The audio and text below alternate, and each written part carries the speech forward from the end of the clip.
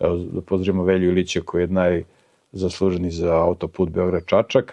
Da nije bilo Velje Ilića, to se nikad ne bi realizovali. Pravili bi se putevi tamo za Tadžikistan, Uzbekistan, a ne za Čačak, koji je vrlo važna tačka u Srbiji i uopšte u Evropi.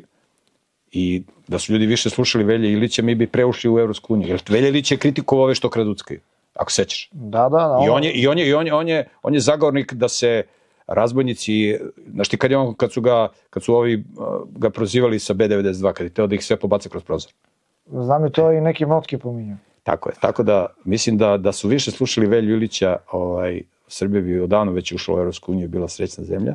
Ali šta hoću da kažem, zahvaljujući tom putu kog su oni nazvali, dobro, Velja Ilić je još živ, ali za 200 godina mislim da će se taj put zvati autoput Velje Ilića. Velja veliki. Pa Velja je u formi, sjo kakav je zategnut, brate, kod tamburice. Jeste.